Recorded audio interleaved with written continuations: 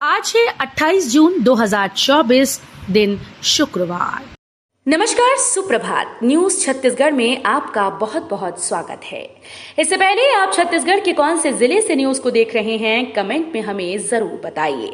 साथ ही daily update रहने के लिए चैनल को सब्सक्राइब जरूर करें। छत्तीसगढ़ सरकार श्रमिक परिवारों को 29 करोड़ करेगी जारी। श्रम विभाग की 6 योजनाओं का मिलेगा फायदा। छत्तीसगढ़ में साई सरकार 44,000 से अधिक श्रमिक परिवारों के खाते में 29 करोड़ से अधिक की राशि जमा करेगी। श्रम विभाग की 6 योजनाओं का फायदा श्रमिक परिवारों को मिलने जा रहा है। इसके लिए श्रम विभाग ने अपनी तैयारियां शुरू कर दी। इससे श्रमिक परिवार को आर्थिक मदद मिलेगी। श्रम मंत्री लखनलाल देवांगन ने पिछले हफ्ते 2 दिन तक सभी जिला स्तर के अधिकारियों की बैठक लेकर एक योजना की समीक्षा की। श्रम मंत्री ने अधिकारियों को निर्देश दिए कि सभी योजनाओं का लाभ अधिक से अधिक श्रमिक परिवारों को मिले। बस्तर के कुछ इलाकों में भारी बारिश के आसार, 4 दिन इन इलाकों में भी गिरेगा पानी। छत्तीसगढ़ में मानसून अब पूरी तरह से सक्रिय हो गया है। प्रदेश के लगभग सभी इलाकों में बारिश हो रही है। मौसम विभाग ने छत्तीसगढ़ के बस्तर संभाग में येलो अलर्ट जारी किया। इसके अलावा रायपुर समेत अन्य संभाग में हल्की से मध्यम बारिश की संभावना जताई गई। मौसम वैज्ञानिक डॉक्टर गायत्री वाणी के अनुसार प्रदेश में 24 घंटे में बारिश होने की संभावना है। कोंडागांव में ग्रामीणों को रोजगार से जोड़ने जवानों की पहल। आईटीबीपी के जवान ले रहे मधुमक्खी पालन की ट्रेनिंग। छत्तीसगढ़ के कोंडागांव जिले में पदस्थ आईटीबीपी के 20 जवान मधुमक्खी पालन की ट्रेनिंग ले रहे हैं। जवान ट्रेनिंग लेकर ग्रामीणों को मधुमक्खी पालन में ट्रेन करेंगे। इससे ग्रामीणों को रोजगार से जोड़ने में मदद होगी। भारतीय बागवानी अनुसंधान संस्थान और राष्ट्रीय कृषि कीट संस्थान ब्यूरो बेंगलुरु में जवानों के लिए 5 दिवसीय मेलीपोनीकल्चर बी कीपिंग कोर्स का शुभारंभ किया गया। 33 नहीं, अब 40% नंबर आए तो होंगे पास। छत्तीसगढ़ के विश्वविद्यालयों में नई शिक्षा नीति लागू। छत्तीसगढ़ में इसी सत्र से नई राष्ट्रीय शिक्षा नीति लागू हो रही है। इसके तहत स्नातक स्तर के सभी कोर्स में पढ़ाई सेमेस्टर में होगी। वहीं पासिंग मार्क्स में भी बदलाव किया गया, यानी BA, BSc, BSc, BCom, BCA और बीबीए में परीक्षा पास करने के लिए 33 की जगह पर 40% अंक लाने होंगे। नई शिक्षा नीति को इसी साल स्नातक प्रथम वर्ष से लागू किया जा रहा है। अब आमजनों की समस्याओं का जल्द होगा समाधान। जिले में लगेंगे 12 जन समस्या निवारण शिविर। रायपुर जिले में आमजनों की समस्याओं का समाधान के लिए जन समस्या निवारण शिविर का आयोजन किया जा रहा है। साल 2024 दिसंबर महीने तक विभिन्न जगहों पर ये शिविर आयोजित किए जाएंगे। शिविर में आवेदन प्राप्त करने का समय 11 बजे से दोपहर 2 बजे तक निर्धारित है। दोपहर 2 बजे के बाद आवेदन पत्रों का निराकरण की समीक्षा की जाएगी। छत्तीसगढ़ में आयुष्मान योजना के नाम बदलने पर सियासत।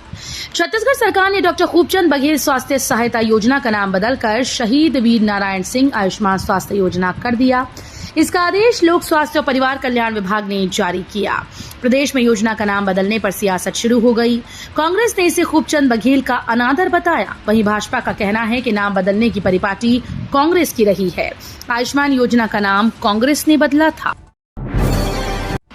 इस दिन से शुरू होगी गुप्त नवरात्रि। 10 देवियों की होगी पूजा। मनोकामना पूर्ति के निमित्त विशेष साधना के लिए शुभ मानी जाने वाली आषाढ़ माह की गुप्त नवरात्रि 6 जुलाई से शुरू हो रही है। इस बार ये 10 दिन की होगी। वैसे तो नवरात्रि के दिन काफी शुभ माने जाते हैं, लेकिन इस बार बन रहे कई शुभ संयोग इसकी शुभता को और बढ़ाएंगे। गुप्त नवरात्रि के अगले दिन 7 जुलाई को रवि पुष्य योग का महासंयोग बनेगा, अतः बाजारों में जमकर खरीदारी होगी। बेमेतरा डीईओ कार्यालय का कांग्रेसियों ने किया घेराव। विभिन्न मांग को लेकर सौंपा ज्ञापन। बेमेतरा में कांग्रेस कार्यकर्ताओं ने गुरुवार को जिला शिक्षा अधिकारी कार्यालय का घेराव किया। कांग्रेस ने विभिन्न मांग को लेकर बेमेतरा एसडीएम को ज्ञापन भी सौंपा। कार्यालय के घेराव को देखते हुए पुलिस ने बड़ी संख्या में जवानों को तैनात किया।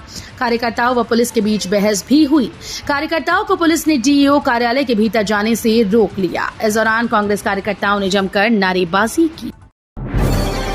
साई सरकार का बड़ा फैसला, 7 साल बाद पूरा होगा आधा अधूरा स्काई वॉक। राजधानी रायपुर में आधे अधूरे पड़े स्काई वॉक का निर्माण पूरा किया जाएगा। विष्णुदेव साई सरकार ने जनहित में इस प्रोजेक्ट को पूरा करने का निर्णय लिया। 2018 में राज्य में कांग्रेस सरकार ने स्काई वॉक को अनुपयोगी बताकर इसके निर्माण पर रोक लगा दी थी, लेकिन अब सरकार के निर्देशों के बाद लोक निर्माण विभाग के सेतु निगम ने रिपोर्ट दी कि स्काई वॉक का ढांचा मजबूत है, इसे दोबारा तैयार किया जा सकता है। छत्तीसगढ़ की पहली जेसीबी वुमेन को जापान भेजेगी सरकार। छत्तीसगढ़ के मुख्यमंत्री विष्णुदेव साय ने सीएम हाउस में पहला जनदर्शन कार्यक्रम आयोजित किया। प्रदेश के विभिन्न जिलों से बड़ी संख्या में नागरिक जनदर्शन कार्यक्रम में शामिल हुए। सभी ने सीएम साय से मुलाकात कर अपनी समस्याओं से उन्हें अवगत कराया। मुख्यमंत्री ने जनदर्शन में प्राप्त आवेदनों का तत्परता के साथ निराकरण करने की बात कही। वहीं इस जनदर्शन कार्यक्रम में छत्तीसगढ़ की पहली जेसीबी वुमेन भी पहुंची। आपको बता दें कि दमयंती सोनी 61 साल की हैं और राजनांदगांव गांव की रहने वाली हैं। दमयंती प्रदेश की पहली ऐसी महिला हैं जो जेसीबी चलाती हैं। बरसात के मौसम में रहे सावधान, मच्छर व जल जनित रोगों का खतरा। बरसात के मौसम में तापमान में उतार चढ़ाव होने से बैक्टीरिया का प्रभाव व्यक्ति के स्वास्थ्य पर पड़ता है, जिससे वो सर्दी या फ्लू का शिकार होता है। बच्चों से लेकर बड़ों तक किसी भी आयु के व्यक्ति को मौसमी बीमारियां हो सकती हैं। इसके लिए बरसात के मौसम में अपने शरीर को सुरक्षित रखने के लिए पौष्टिक आहार का सेवन करना चाहिए, जिससे शरीर की रोग प्रतिरोधक क्षमता मजबूत हो एवं बीमारियों से हमारे शरीर की रक्षा हो। समाचार के साथ ही दूसरी सब्जियों ने भी बिगाड़ा रसोई का जायका, आसमान छू रहे भाव। सब्जियों की आसमान छू रही कीमतों ने इन दिनों रोजाना की रसोई का जायका बिगाड़ दिया। टमाटर के साथ ही अब दूसरी सब्जियों की कीमतों में भी आग लग गई। 15 दिन पहले जो बरबटी 40 रुपए किलो में उपलब्ध थी, वो वर्तमान में 3 गुना बढ़ोतरी के साथ 120 रुपए किलो पहुंच गई। वहीं 75 से 80 रुपए किलो बिकने वाला मुनगा भी इन दिनों 150 रुपए किलो तक बिक रहा है। छत्तीसगढ़ डिप्टी सीएम विजय शर्मा का बड़ा बयान। छत्तीसगढ़ के बस्तर में राज्य सरकार के द्वारा एंटी नक्सल अभियान चलाया जा रहा है। इस अभियान की वजह से बस्तर में नक्सलियों की गतिविधियों में काफी कमी देखी गई। इस अभियान के दौरान पुलिस को बस्तर के क्षेत्र से नकली नोट छापने की मशीन मिली। हाल ही में इस मामले को लेकर प्रदेश के उप मुख्यमंत्री विजय शर्मा ने कहा कि बस्तर में काफी कुछ चल रहा है, जिस पर कार्रवाई की जा रही है।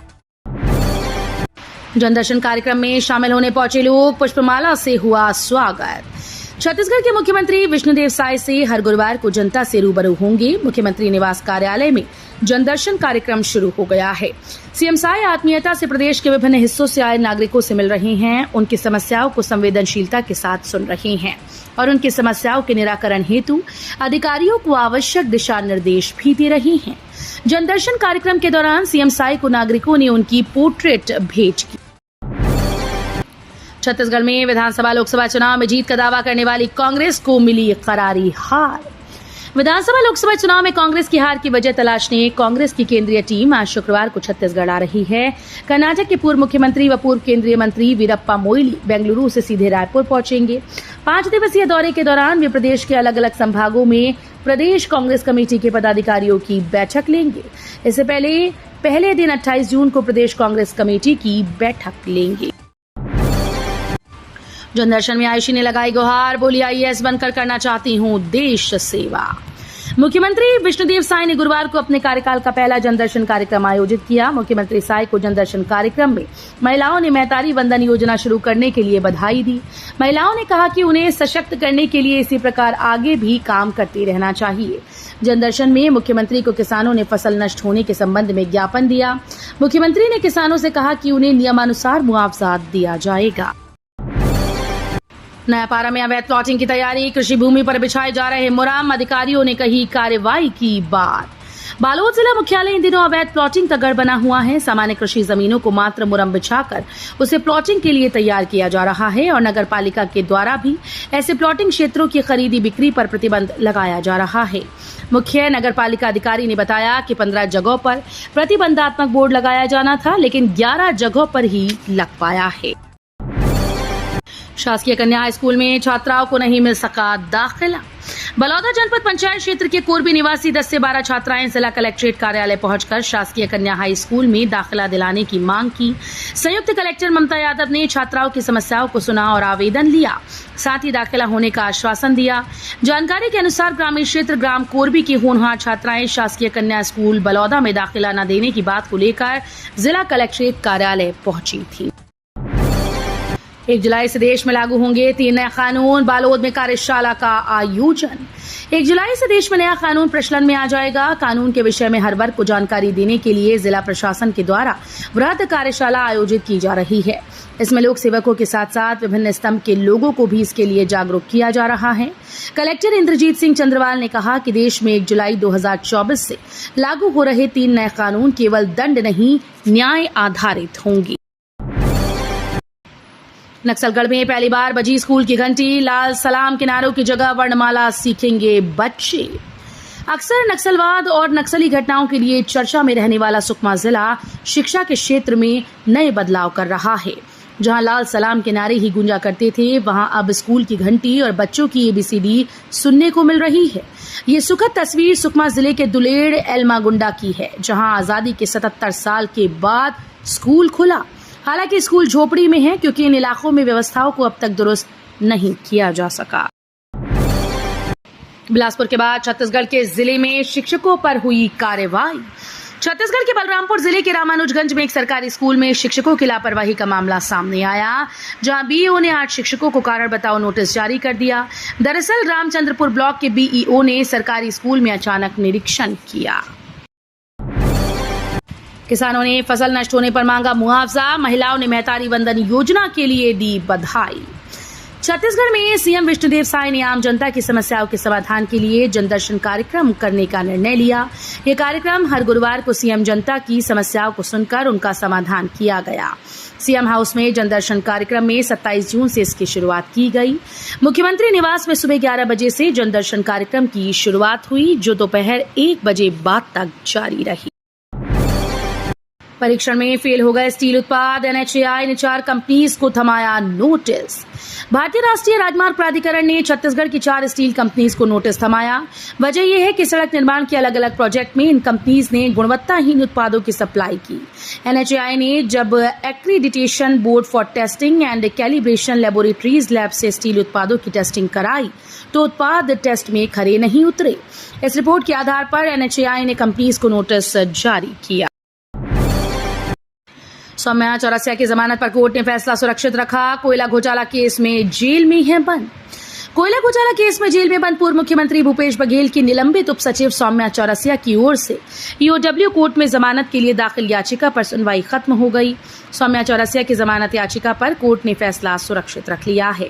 सौम्या के वकील ने कोर्ट के लिए जमानत की दलील रखी और बताया कि पिछली न्यायिक रिमांड डेट पर EOW के पत्र का हवाला देते हुए कहा कि जांच एजेंसी ने खुद अपने प्रस्तुत पत्र में अभियुक्ता को न्यायिक रिमांड में रखने की आवश्यकता नहीं बताई थी। प्रदेश में पहली बार फ्लाईओवर के नीचे बनेगा स्पोर्ट्स जोन। रायपुर फ्लाईओवर के नीचे नगर निगम प्रदेश का पहला स्पोर्ट्स जोन तैयार करने जा रहा है। पंडरी और तेलीबादा एक्सप्रेसवे ब्रिज के नीचे बैडमिंटन, बास्केटबॉल, वॉलीबॉल, क्रिकेट के जैसे स्पोर्ट्स खेलने की व्यवस्था होगी। इसके लिए वहां कोर्ट बनाया जाएगा।